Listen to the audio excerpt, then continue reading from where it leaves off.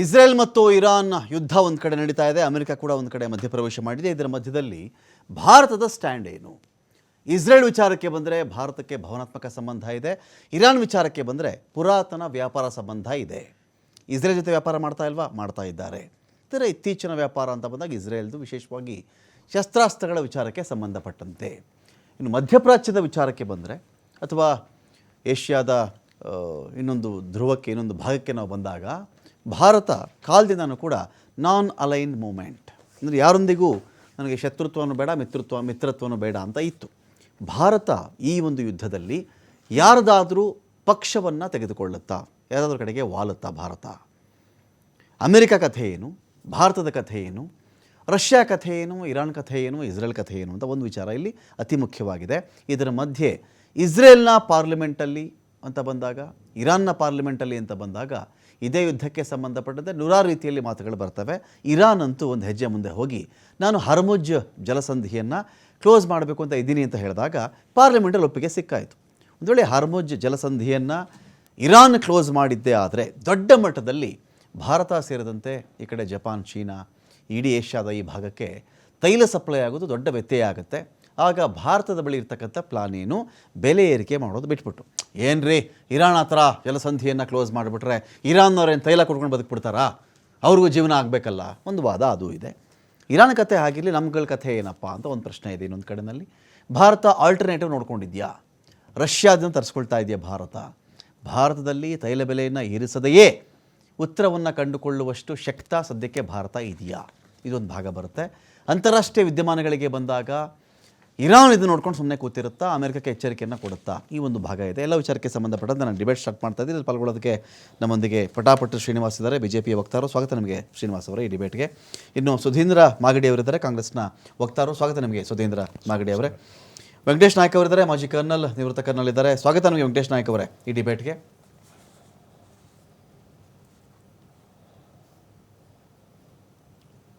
ಇನ್ನೊಂದು ಕಡೆ ನಮ್ಮನ್ನು ಪ್ರೇಮಶೇಖರ ಅವರು ಜಾಯ್ನ್ ಆಗ್ತಾ ಇದ್ದಾರೆ, ರಾಜತಾಂತ್ರಿಕ ತಜ್ಞರು, ಅಂತಾರಾಷ್ಟ್ರೀಯ ವಿದ್ಯಮಾನಗಳ ವಿಶ್ಲೇಷಕರು. ಸ್ವಾಗತ ನಿಮಗೆ ಪ್ರೇಮಶೇಖರ ಸರ್ ಈ ಡಿಬೇಟ್ಗೆ.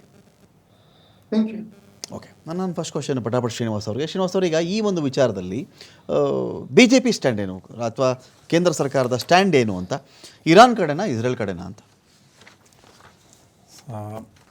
ಏನು ಜಾಗತಿಕ ನಾಯಕ ನರೇಂದ್ರ ಮೋದಿ ಅವರಿದ್ದಾರೆ, NDA ಸರ್ಕಾರದ ಪ್ರಧಾನಮಂತ್ರಿಗಳಾಗಿ. ಅವರ ನೇತೃತ್ವದ ಸರ್ಕಾರದ ನೀತಿ ಏನಂದರೆ ರಾಷ್ಟ್ರಹಿತ ಸರ್ವೋಪರಿ. ಅದರಲ್ಲಿ ಯಾವುದೇ ಚೌಕಾಸಿ ಇಲ್ಲ, ರಾಜಿ ಇಲ್ಲ, ಎಂಥದ್ದು ಇಲ್ಲ. ಸೊ ನಾವು ಮೊದಲಿಂದ ಶಾಂತಿ ಪ್ರಿಯರು. ಏನು ಸನಾತನ ಒಂದು ಆ ಧರ್ಮ ನಮ್ಗೆ ಹೇಳ್ಕೊಟ್ಟಿದೆ, ಲೋಕ ಸಮಸ್ತ ಸುಖಿನೋ ಭವಂತು, ಒನ್ ವರ್ಲ್ಡ್ ಒನ್ ಫ್ಯಾಮಿಲಿ, ವಸುದೈವ ಕುಟುಂಬಕಂ ಅಂತ, ಆ ತತ್ವದ ಮೇಲೆ ಕೆಲಸ ಮಾಡ್ತಾ ಇರ್ತಕ್ಕಂಥ ಈ ಸರ್ಕಾರ ವಿಶೇಷವಾಗಿ 2014ರಲ್ಲಿ ನರೇಂದ್ರ ಮೋದಿ ಅವರು ಈ ದೇಶದ ಆಡಳಿತ ಚುಕ್ಕಾಣಿಯನ್ನು ಹಿಡಿದ ಮೇಲೆ ಪ್ರಪಂಚದ ಅತಿ ಹೆಚ್ಚು ದೇಶಗಳ ಜೊತೆ ಒಂದು ಒಳ್ಳೆ ಬಾಂಧವ್ಯವನ್ನು ವೃದ್ಧಿಸ್ಕೊಂಡು ಬರ್ತಾ ಇದ್ದಾರೆ. ಇವತ್ತು ಇಸ್ರೇಲ್ ಇರಾನ್ ಯುದ್ಧದಲ್ಲಿ ಯಾವ ಪರನದಲ್ಲ, ನಾವು ಶಾಂತಿಯ ಪರ. ಇವತ್ತು ಬೆಳಗ್ಗೆ ನೀವು ಪತ್ರಿಕೆಗಳನ್ನು, ನೀವು ಮಾಧ್ಯಮದಲ್ಲಿ ಬಿತ್ತರಾಗಿರೋದು ನೋಡಿದ್ರೆ, ಮಾನ್ಯ ಪ್ರಧಾನಮಂತ್ರಿಯವರು ಇರಾನ್ನ ಅಧ್ಯಕ್ಷರಿಗೆ ಫೋನ್ ಮಾಡಿ ಡಿಎಸ್ಕಲೇಟ್ ಮಾಡಿ ಅಂತ ಅವರನ್ನು ಕೇಳ್ಕೊಂಡಿದ್ದಾರೆ. ಹಾಗೆ ಇಸ್ರೇಲ್ ನಮಗೆ ಆಪತ್ಕಾಲದ ಒಂದು ಸ್ನೇಹಿತ, ಒಂದು ನಂಬಲರ್ಹವಾದಂಥ ಒಬ್ಬ ಸ್ನೇಹಿತ. 1999ರಲ್ಲಿ ಕಾರ್ಗಿಲ್ ಯುದ್ಧ ಆದಾಗ ಅದಕ್ಕೆ ಆ ಇಂಟ್ರೂಷನ್ ಆಗೋಕ್ಕೆ ಮುಂಚೆನೇ ನಮ್ದೊಂದು ಶಿಪ್ಮೆಂಟ್, ಒಂದು ಆರ್ಮ್ಸ್ ಆ್ಯಂಡ್ ಅಮ್ಯುನಿಷನ್ಸ್ ಬೇಕು ಅಂತ ಹೇಳಿ ಭಾರತ ಒಂದು ಆರ್ಡ್ರನ್ನು ಕೊಟ್ಟಿತ್ತು. ಆ ಯುದ್ಧದ ಸಮಯದಲ್ಲಿ ನೀವು ಇದನ್ನು ಇನ್ ಟೈಮ್ಗೆ ಡೆಲಿವರಿ ಕೊಡಬೇಡಿ ಅಂತ ಅಮೇರಿಕದ ಆದಿಯಾಗಿ ಅನೇಕ ರಾಷ್ಟ್ರಗಳು ಇಸ್ರೇಲ್ನೆಲ್ಲ ಒತ್ತಡವನ್ನು ಆಗಿದ್ರೂ ಸಹಿತ ಆವತ್ತು ನಮಗೆ ಯುದ್ಧಗಳ ಶಸ್ತ್ರಾಸ್ತ್ರಗಳಿಗೆ ಏನು ಬೇಕೋ ಎಲ್ಲ ಒದಗಿಸಿದಂಥದ್ದು. ಇವತ್ತಿನ ಬೈಲಾಟ್ರಲ್ ಏನು ಅಗ್ರಿಮೆಂಟ್ಸ್ ಇದೆ ಅವತ್ತಿರಲಿಲ್ಲ. ಇನ್ ಸ್ಪೈಟ್ ಆಫ್ ದಟ್ ನಮಗೆ ಆರ್ಮ್ಸ್ ಆ್ಯಂಡ್ ಅಮ್ಯುನಿಷನ್ ಕೊಟ್ಟು ನಮ್ಮ ಗೆಲುವಿಗೆ ಕಾರಣರಾದರಲ್ಲಿ ಇಸ್ರೇಲ್ ಕೂಡ ಒಂದು. ಎರಡನೇದು, ಮತ್ತು ಬಾಲಾಕೋಟ್ ಸರ್ಜಿಕಲ್ ಸ್ಟ್ರೈಕ್ ಆದಾಗ ನಮಗೆ ಪ್ರಿಸಿಷನ್ ಮಿಸೈಲ್ಸ್ನ ಹಾಕೋದಕ್ಕೆ ಕೊಟ್ಟಂಥ, ಮಿಸೈಲ್ಸ್ ಕೊಟ್ಟಂಥ ದೇಶ ಯಾವುದು ಅಂದರೆ ಅದು ಇಸ್ರೇಲ್.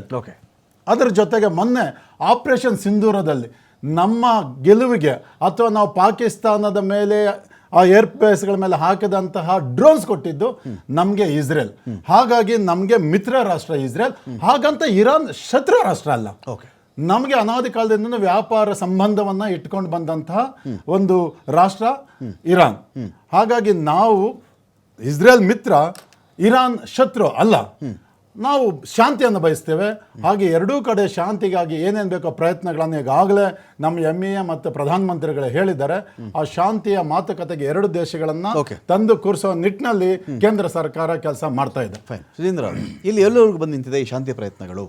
ಇರಾನ್ ಇಸ್ರೇಲ್ ನಡುವಿನ ಯುದ್ಧದಲ್ಲಿ ಭಾರತದ ಸ್ಟ್ಯಾಂಡ್ ಎಲ್ಲಿಗೆ ಬಂದಿದೆ? ನಾನ್ ಅಲೈನ್ ರೀತಿಯಲ್ಲೇ ಇದೆಯಾ ಇದು, ಅಥವಾ ಇಲ್ಲಾದ್ರೂ ಒಂಥರ ವಾಲಿದಂತೆ ಕಾಣಿಸ್ತಾ ಇದೆಯಾ towards one country or one nation? ಖಂಡಿತ. ನೋಡಿ, SCO ವೋಟಿಂಗ್ ಆಯಿತು ಮೊನ್ನೆ, ಈಗ ಒಂದು 3 ತಿಂಗಳ ಮುಂಚೆ ಶಾಂಘೈ ಕಾಮರ್ಸ್ ಕೋಆಪರೇಷನ್ನಲ್ಲಿ ರಷ್ಯಾ ಇನಿಷಿಯೇಟ್ ಮಾಡಿ, ಚೈನಾ ಅವರು ಅದನ್ನು ಬ್ಯಾಕ್ ಮಾಡಿ, since China was the member country, ಅವ್ರು ಇನಿಷಿಯೇಟ್ ಮಾಡೋಕ್ಕಿರಲಿಲ್ಲ, ರಷ್ಯಾ ಕೈಲಿ ಮಾಡಿಸಿ ಚೈನಾ ಇನಿಷಿಯೇಟ್ ಮಾಡಿ ಇಸ್ರೇಲ್ ಮೇಲೆ ಒಂದು ಮೋಷನನ್ನು ತಂದರು. ಸುಮಾರು ಒಂದು 110 ಕಂಟ್ರಿ ವರ್ಲ್ಡಲ್ಲಿ ಎಲ್ಲ ಪಾರ್ಟಿಸಿಪೇಟ್ ಮಾಡಿದಂಥ SCO ಕನ್ವೆನ್ಷನ್.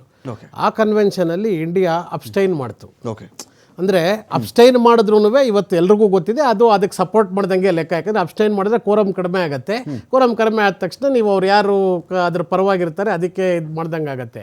ಇವಾಗ ನೀವು ನಾನ್ ಅಲೈನ್ಡ್, ಈಗ ಎಲ್ಲ ನಿಮ್ಮದು ದ್ವಂದ್ವನೇ. ನಾನು ಈ ಸರ್ಕಾರದ ರೀತಿ ಹೇಳ್ತೀನಿ, ಒಂದು ಕಡೆ ಶಾಂತಿ ಅಂತೀರಿ, ಇನ್ನೊಂದು ಕಡೆ ಇಸ್ರೇಲ್ ನಿಮ್ಮ ಪರಮಾಪ್ತ ಮಿತ್ರ. ಹೌದು, ನಾನು ಆದರೆ ಆ ಫ್ಯಾಕ್ಟ್ಸ್ ಅದಲ್ಲ. ಆದರೆ ನಿಮಗೆ ವಿದೇಶಾಂಗ ನೀತಿನಲ್ಲಿ ಒಂದು ಸ್ವಚ್ಛವಾದ ನಿಲುವೇ ಇಲ್ಲ. ಅಲ್ಲಿಗೆ ನೀವೇ ಹೇಳ್ತಾ ಇರೋ ಪ್ರಕಾರ ನಿಮಗೊಂದು ಇರಾನ್ ಕೂಡ ಹೇಳ್ತಾ ಇದ್ದೀನಿ, ಇಂಡಿಯಾಗೆ ಭಾಳ ಕ್ಲೋಸ್ ಇನ್ ಟರ್ಮ್ಸ್ ಆಫ್ ಟ್ರೇಡಲ್ಲಿ. ಆಯಿಲನ್ನು ನಾವು ಇವತ್ತಲ್ಲ, ಈಗ ನಾನು ಕರೆಂಟ್ ಮಾತಾಡ್ತಾ ಇಲ್ಲ, ಒಂದು ಕಾಲದಲ್ಲಿ ಹೆಂಗೆ ಇಸ್ರೇಲ್ ನಮಗೆ ಭುಜ ಕೊಟ್ಟು ನಿಂತಿದೆ ಇವ್ರು ಹೇಳಿದ ಪ್ರಕಾರ, ಅದೇ ಥರ ಇರಾನ್ ಕೂಡ ನಮಗೆ ಇದು ಇರೋ ಹಿಂದೆ ಒಂದು ಇದಾದಾಗ ರಷ್ಯಾ ಕೂಡ ನಮಗೆ ಒಂದ್ಸಲಿ ಸಪ್ಲೈಸ್ ಕಟ್ ಆಫ್ ಮಾಡಿದಾಗ ಇರಾನ್ ನಮ್ಮ ನೆರವಿಗೆ ನಿಂತಿದೆ. ಅದನ್ನು ನಾವು ಯಾವತ್ತೂ ಇತಿಹಾಸ ಮರಿಬಾರ್ದು. ಅಲ್ಲಿಗೆ ನಮ್ಗೆ ಇವ್ರಿಗೂ ಶಾಂತಿನೂ ಬೇಕು, ಅಲ್ಲಿಗೆ ನಾವು ಇವ್ರಿಗೆ ಸಪೋರ್ಟು ಮಾಡಲ್ಲ, ಬೇಡ ಅಂತಲೂ ಹೇಳಲ್ಲ. ಒಂದು ಫೋನ್ ಮಾಡಿ ಡಿಎಸ್ಕಲೇಟ್ ಮಾಡಿದ್ವಿ. ಇಡೀ ವಿಶ್ವದ ಅಷ್ಟು ನಾಯಕರು ಡಿಎಸ್ಕಲೇಟ್ ಮಾಡಿ ಅಂತ ಹೇಳಿದ್ದಾರೆ, ಯಾರು ಎಸ್ಕಲೇಟ್ ಮಾಡಿ ಅಂತ ಒಬ್ಬನೇ ಹೇಳಿಲ್ಲ. ಟ್ರಂಪ್ನು ಡಿಎಸ್ಕಲೇಟ್ ಮಾಡಿ ಅಂದ್ಬಿಟ್ಟೆ ಬಾಂಬ್ ಹಾಕಿದ್ದು. ಯಾರು ನಾನು ಎಸ್ಕಲೇಟ್ ಮಾಡ್ತೀನಿ ಅಂದ್ಬಿಟ್ಟು ಬಾಂಬ್ ಹಾಕ್ತಾರೆ, ಅಥವಾ ಯಾರು ಆ ಥರ ಇದು. ಸೊ ಅರ್ಥನೇ ಇಲ್ಲ ಸ್ಟೇಟ್ಮೆಂಟ್ ಇವ್ರು ಇವತ್ತಿನ ನಮ್ಮ ಏನು ನೀತಿ ಇದೆ, ಏನು ನಮ್ಮ ವಿದೇಶಾಂಗ ನೀತಿ ಇದೆ, this government is totally confused. ಇವ್ರಿಗೆ ಏನು ನಿಲುವು ತಗೋಬೇಕು ಅಂತಕ್ಕಂಥ ಇದೇ ಮಾಹಿತಿನೇ, ಒಂದು ಐಡಿಯಾನೇ ಇಲ್ಲ ಅವ್ರಿಗೆ. ಆಮೇಲೆ ಇದೊಂದೇ ಅಂತಲ್ಲ, ಯು ಎಸ್ ಅಂತ ನಾವು US ಪ್ರಕಾರ ವಾಲ್ವ್ ಮಾಡ್ಕೊಂಡಿದ್ವಿ. ಮೊನ್ನೆ ಇಂಡಿಯಾ ಪಾಕಿಸ್ತಾನ್ ಯುದ್ಧದಲ್ಲಿ ಕೂಡ US ಏನು 100% ಇಂಡಿಯಾ ಸಪೋರ್ಟ್ ಅಂತ ಏನು ಮಾಡಲಿಲ್ಲ. ನಮಗೆ ಎಷ್ಟು ಭಾವವನ್ನು ಕೊಟ್ಟರು ಪಾಕಿಸ್ತಾನಕ್ಕೂ they treated both of us equally ನನ್ನ ಕೇಳೋದಾದ್ರೆ. ಯಾಕಂದರೆ ಅವರು ಕೂಡ ಅಷ್ಟೇ ಇದನ್ನು ಕೊಟ್ಟರು. IMF ಬೈಲೌಟ್ ಕೊಡ್ತು, ನಮ್ಮ ಯುದ್ಧ ಇದಾಕ್ಬೇಕಾದ್ರೆ ಅದೊಂದು ಅದಕ್ಕೆ ನೆಕ್ಸ್ಟ್ ಬರ್ತೀನಿ. ಅವ್ರದಕ್ಕೆ ರಾಷ್ಟ್ರಪತಿಗಳಿದ್ದಾರೆ, ಒಂದು ಪ್ರಧಾನಮಂತ್ರಿಗಳಿರ್ಬೇಕಾದ್ರೆ ಎಷ್ಟೋ ಕಂಟ್ರಿ ಪ್ರಧಾನಮಂತ್ರಿಗಳು ಹೋಗಿ ಅಮೆರಿಕನ್ ಪ್ರೆಸಿಡೆಂಟ್ ಅಪಾಯಿಂಟ್ಮೆಂಟ್ ಸಿಗದೆ ವಾಪಸ್ ಬಂದಿರೋ ಇತಿಹಾಸದಲ್ಲಿ ನಿದರ್ಶನಗಳು ಇರಬೇಕಾದ್ರೆ, ಒಬ್ಬ ಜನರಲ್, ಒಬ್ಬ head of the forces, head of the defence forces ಹೋಗಿ ಪರ್ಸನಲ್ ಇದು ಕೂತ್ಕೊಂಡ್ ಬರ್ತಾನೆ. ವೆನ್ ದೇ ಹ್ಯಾವ್ ಸ್ಟೇಟ್ಮೆಂಟ್ ಇಲ್ಲ. ಅದು ಬಿಟ್ಬಿಡಿ, ಟ್ರಂಪ್ ನಾನು ನಿಲ್ಲಿಸಿದೆ ಅಂತ ಸುಮಾರು 13 ಸಲ ಹೇಳಿದ್ದಾರೆ.